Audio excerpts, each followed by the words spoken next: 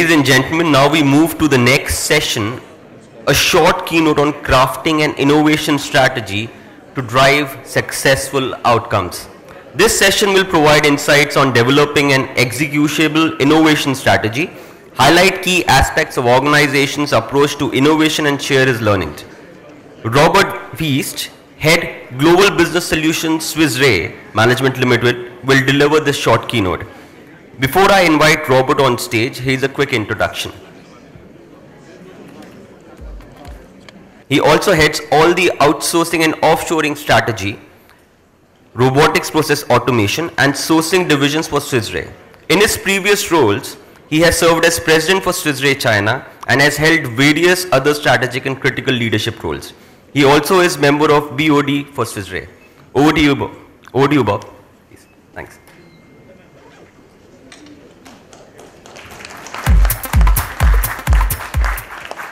Let's see whether mic is working. Yeah, it's working. So thank you very much for your attention over the next 20 minutes. I'm very well aware that this is the difficult slot right after lunch. So I will talk about innovation strategy, particularly in the context of Swiss Re. And I will also use, just to put that out, the terms innovation strategy and technology strategy or tech strategy rather liberally for a very simple reason. For the points which we heard yesterday and also today, at the moment, Swiss Re's innovation strategy is very much focused on technology for this business. So forgive me if I'm jumping between the two terms, I always mean the same thing. Now, I will not talk so much about specific technology examples which we use. I will highlight some examples, but much more so about why our innovation strategy is defined and looking like the way it is. Because I very much believe that whatever you do, whether you are talking about technology or innovation or whatever you do in your company, it needs to fit a purpose. It needs to achieve a goal. And we've heard that over the last 2 days by various speakers, maybe mentioned in the one or the other form. Before we come into that, we'll go through 2 slides explaining to you what Swiss Re is about. Not so much to introduce you to Swiss Re and do some advertisement, but it's somehow the foundation to what I'm going to explain later. So we are a company which is 150 years old. So that is relevant, not so much for that very fact, but over that time we have accumulated a lot of knowledge, a lot of data as well. That's one of the links to today's innovation strategy. Our client base are traditionally insurance companies, large commercial enterprises, and more public institutions, governments, for example, as well. And in order to serve them, we use traditional insurance, reinsurance products, and also more sophisticated tools which are coming more from a financial solution point of view. Underpinning this whole thing is our vision: make the world more resilient. And I was part of the team working for that, and we worked pretty hard on that, particularly because I'm a big fan of getting a meaning to it, because quite often these sentences, when you read them, they're very generic, and you scratch your head and have no idea what it really means. Now, everyone wants to save the world. That's the best thing you can put out. Well, that's not what we are doing. We are usually coming in when things have gone south. So we can't claim save the world. What we can claim is make the world more resilient, because if an earthquake happens and people are getting ill, buildings are burning down, in the insurance industry as a whole, and we, therefore in particular as well, are coming in and helping the people to rebuild their lives. I can give you an example. The Christchurch, the city in New Zealand, which was severely hit by an earthquake, about 15% of the rebuilding costs have been paid by Swiss Re directly or indirectly. That's just one example, and there are many others. So, how are we doing that? If you strip all the layers away, Swiss Re has 2 ingredients and needs 1 critical thing. That's our business model. So if you take strategy, vision, everything away, you look at the bare bones of our business, it's 1 ingredient is capital. We need capital. Because eventually, whatever we do, we need to pay out. So capital. Effectively, at the moment, we have a bit too much capital. But that's one ingredient. The other ingredient is knowledge. Knowledge on this planet tends to walk on 2 feet and is having something on top of it, which is called brain. So knowledge equals people. We have smart people, lots of them. Smart people have one deficiency. They're usually not really efficient. Gives you another hint to one of the challenges. So we have capital and we have people. The one thing which we need is we need access to what we call risk pools. Because if we can't talk to someone who is having, as we call it, the risk, meaning having a building, a hydropower, or people protecting against issues of their life, we are not in the business because we are in the risk-taking business. That's the core of what we are doing. So our business model, just to repeat that, we have capital which you can deploy, we have people who can judge the risks, and we must have at any given point in time access to risk pools. Now, for the reasons which we heard over the last 2 days, the world is changing. And that happens in our case as well.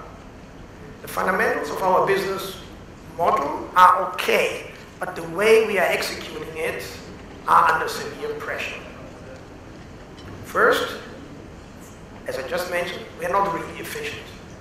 As an industry, I'm sure most of you have, and I'm taking car insurance, most of you have cars insured, mandatory. You can take any product, insurance industry is burning between 40 and 50% of the money you pay in the administration and in the distribution. Meaning, only, to keep it simple, half of the money you pay in is available to pay out the claims. Now, I would make a case, there are not that many industries left who can afford to run this inefficiency. Now, if you look then into detail, there's a reason for that, because it's a long value chain. There are a lot of people, from the very distribution, origination, broker, insurance company, reinsurance broker, and reinsurance company, a lot of parties involved. Now, if you look into some of the names, I was not allowed by corporate identity to put their logos on, so that's why I have only the text here. These guys have managed to create, in a very short period of time, not only business. Yesterday we heard that he was the largest mobility company, Airbnb the largest hospitality company. That's not the point. The biggest asset is their client base. So what's holding them back from selling insurance? Okay, so at the moment we are focusing in the inefficient industry and we need to get more efficient because there are other players out there who can use the existing tools, including modern technology, to build much more efficient insurance machines. So, cost pressure, efficiency, that's one thing. A far bigger exposure is then you have other guys coming in who can sell insurance on their side tracks. Now, I've been around in the first internet bubble about 18 years ago. Tells you about how old I am. And a lot of the sentences I'm hearing today I've heard 16, 17, 18 years ago as well. But there's a fundamental difference. We heard about that. Computing power is much higher, cost of the hardware is much lower. Most of these tools are open source. If you want to deploy artificial intelligence, well, download TensorFlow, spend some time learning it, and off you go. Zero cost. The one thing you need to get hold is customer base.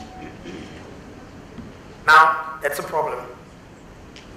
I mentioned capital we have, people we have, and we must maintain at any given point in time client access. So you do realize we have not only an efficiency problem, but we have a fundamental challenge in regards of the one ingredient which we need to maintain at all given points in time. Maintain client access. So when we come then to the innovation strategy, those were the questions posted to people to define innovation strategy. It was not about innovation strategy, it was not about technology, it was about, guys, market is changing. We get more pressure on our existing machines. Can you give us something more efficient?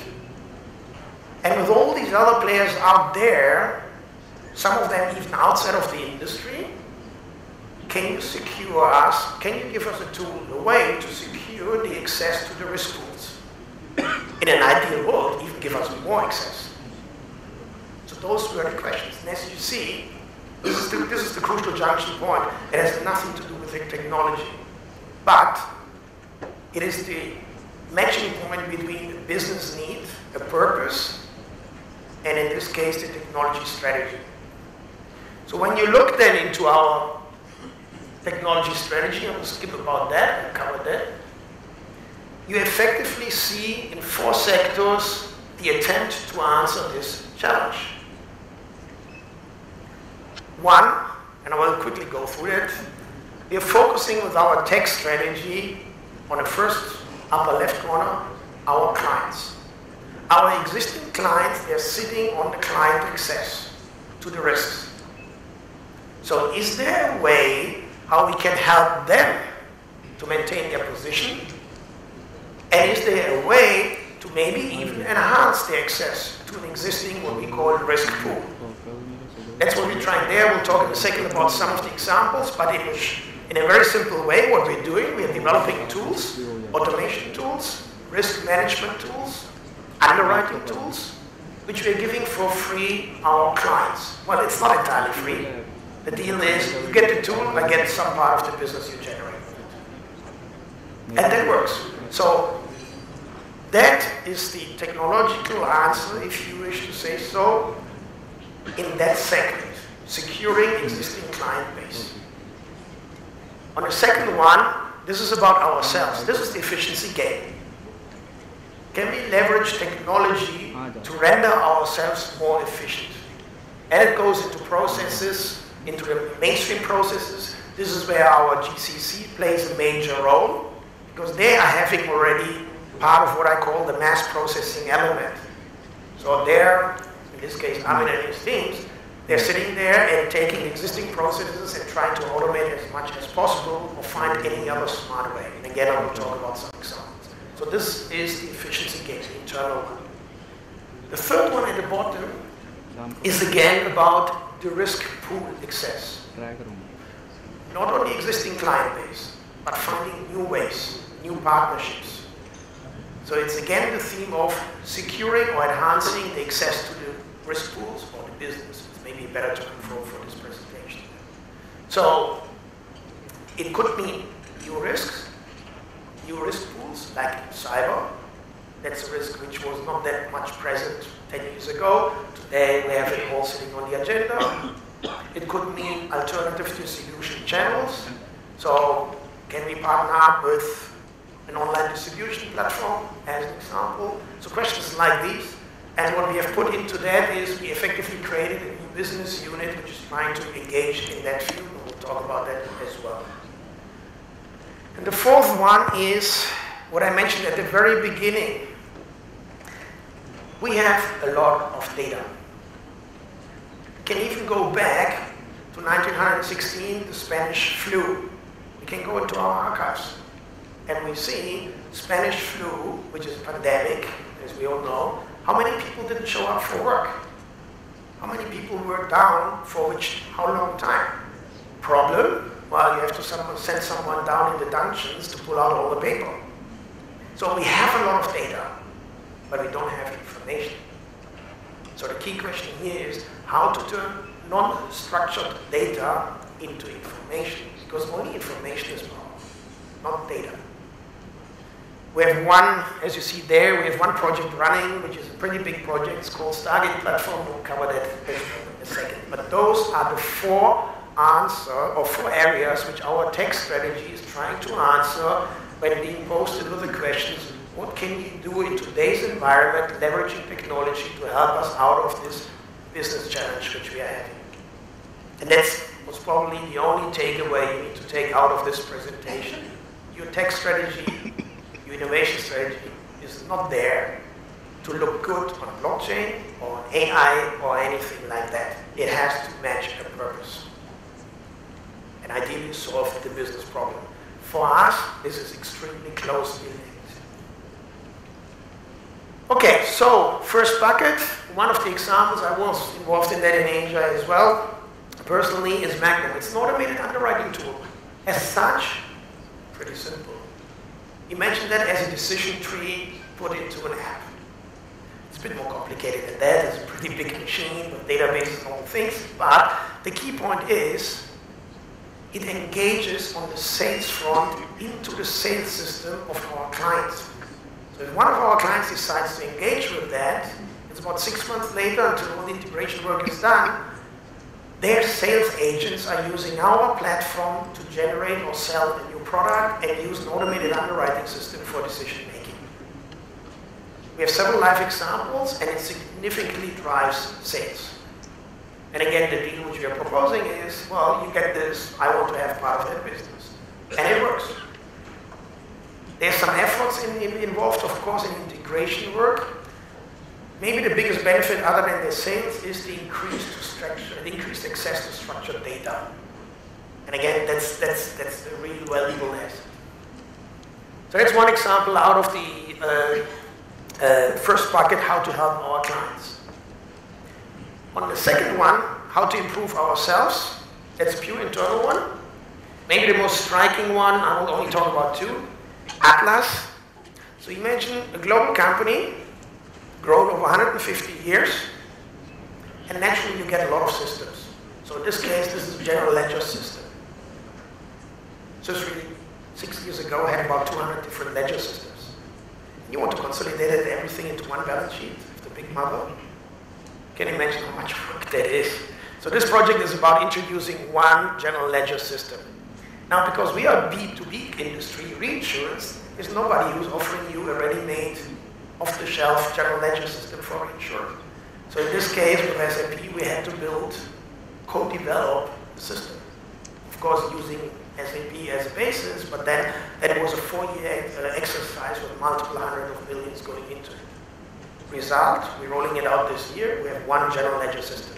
And you see that within 5 days, we can close the quarters. It used to take us almost 9 weeks. So that's a big achievement and a major efficiency driver for us. Then more an example out of the mass processing part is claims and technical accounting. This is where we have relatively high numbers. Some of you are running really big numbers, totally different scale. Again, we are B2B. But here we're driving for 80% efficiency gain, and over the last 2 years we got it up from our baseline to 63%. So pretty significant in the parts where we have the heavy processing sitting. Get closer to the risk. As I mentioned, we've built an own business unit. Business unit means that unit is in the top level. So it's reporting directly to our CEO. What we are trying to do there is helping distribution partners, which are not insurance companies, to sell insurance products, to keep it very simple. So they have a client base, but they have no clue about insurance or insurance. That's what we're bringing in. We're bringing in products, we're bringing in the full platform, full digital capabilities, so that they can start on top of the existing products, selling other products as well. Distribution partners can be anything, can be insurance companies, but it can also be affinity groups, different things. At the moment, we're doing that only in Europe. Watching a bit of time here. Harvest the full potential of data. So that picture is pretty much a good depiction of the mess which we are having. 150 years of data, we can maybe use the last 10 years, 5. Because 10 years ago, the stuff is still on paper. If you want to catch that, it's a very expensive exercise. So we are right now looking into a large platform which has the capability to suck in structured data, but also unstructured data. We did some trial runs, they're looking pretty good, and in essence it's all about correlations. Get as much data in as possible, let the machine run and look for correlations. That's what this thing is doing. Now it's a bit simple, but the tests which we were running were clearly showing that at least it's significantly better of what we are having right now. And it helps us as well to break down silos within the organization. Because classically the data are within the functions. So technical accounting has technical accounting data. Research has research data. risk has risk data, underwriting has underwriting data. They're all good, but bringing everything together, that's the real challenge, and that's what we're trying to achieve here with the Stargate platform. And again, it's the attempt to convert data into information. That's what it is about. I will skip that. The robotics automation, I mentioned it already, it's somehow the backbone of all the efforts which you're doing, primarily in the mainstream processing. So as I mentioned, what I wanted to make here as a point is the innovation strategy in general, and I hope in the case of Swiss Re, actually I'm pretty convinced, has to serve a purpose. It is not standing there to promote technology. It is standing there to solve a business problem. In our case, effectively, the tech strategy, you could make a point in saying that the technology strategy of Swiss Re is contributing to secure the future of our business model. Because for the reasons I mentioned, some of these parameters, and the one extremely important point to us, the risk access, those things are changing. And with that, more or less on a second, I conclude my presentation. I'm not sure whether there's time for questions, but I leave it to you. Thank you very much.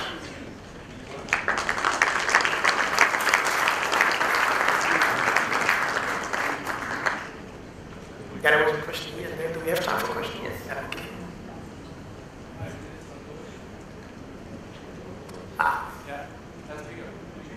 From a cyber risk and political risk perspective, does your data model cater into it? So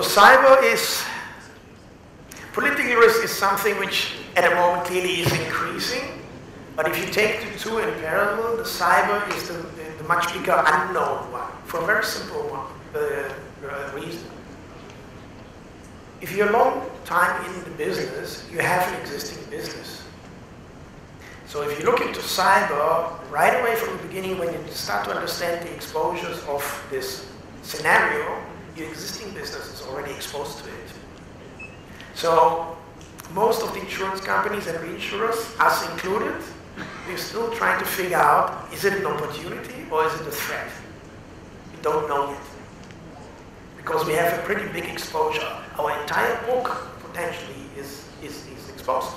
So you want to understand that part first before you talk about an opportunity. Political risk clearly at the moment is increasing everywhere, but that was always part of our business. So it goes with the normal risk assessment, judgment components.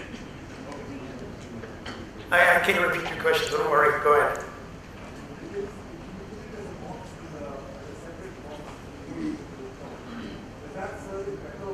Better is a horizontal. In this case, so it depends on the organizational form. So the question was, this unit which we carved out for this new business, reporting to the CEO, is it better having reporting to the CEO or somehow horizontal? In our case, it makes more sense to the CEO because it's a dedicated client access. The units, the way we are organized, we have reinsurance, which is insurance clients as a client base. We have corporate solutions, which is large corporates. And this one is a different client approach.